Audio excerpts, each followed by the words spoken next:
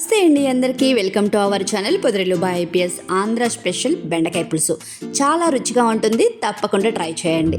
దానికి కావాల్సినవి 2 ఉల్లిపాయలు చిన్నగా కట్ చేసుకున్నవి, 4 పచ్చిమిర్చి సన్నగా కట్ చేసుకున్నవి, ఒక పెద్ద టమాటా సన్నగా కట్ చేసుకోండి. అలాగే ఇక్కడ నేను 1/2 కిలో బెండకాయలు తీసుకున్నాను, ఈ విధంగా కట్ చేసుకోవాలి.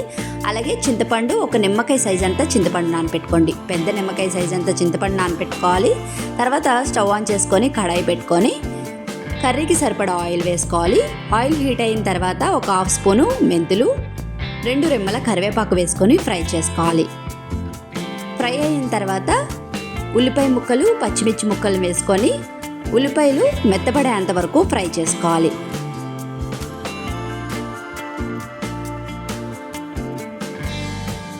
ఈ విధంగా మెత్తపడిన తర్వాత బెండకాయ ముక్కలను కూడా వేసుకొని బాగా కలుపుకొని మూత పెట్టుకొని చిన్న మంట మీద ఒక 10 నిమిషాల పాటు ఉడికించుకోవాలి.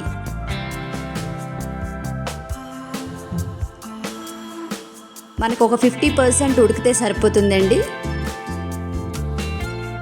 ఈ విధంగా 50% ఉడికిన తర్వాత ఇందులోకి టమాటా ముక్కలు, అలాగే ఒక స్పూను ఫ్రెష్ అల్లం వెల్లుల్లి పేస్ట్ కూడా వేసుకొని బాగా కలుపుకొని టమాటాలు మెత్తబడేంత వరకు ఫ్రై చేసుకోవాలి. అప్పటికప్పుడు చేసుకున్న అల్లం వెల్లుల్లి పేస్ట్ వేసుకుంటే చాలా టేస్టీగా ఉంటుంది.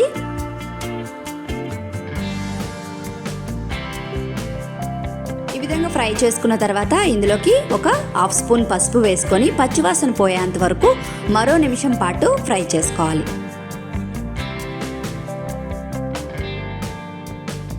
ఈ విధంగా ఫ్రై అయిన తర్వాత 2 స్పూన్ల కారము, అలాగే చింతపండు రసాన్ని 1 కప్పున్నర వేసుకున్నానండి నేనైతే.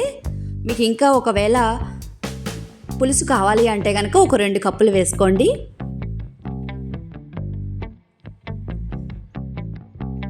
వేసుకొని బాగా కలుపుకోవాలి.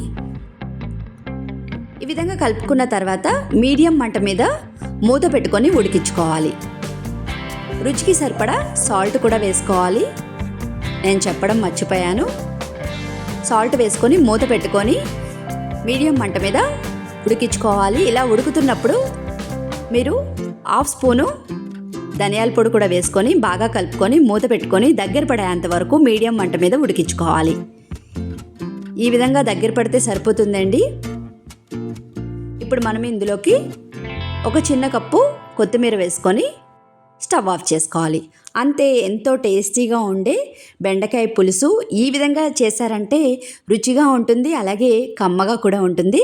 తప్పకుండా ట్రై చేయండి. మరిన్ని వీడియోస్ కోసం please like, share and subscribe. Thank you.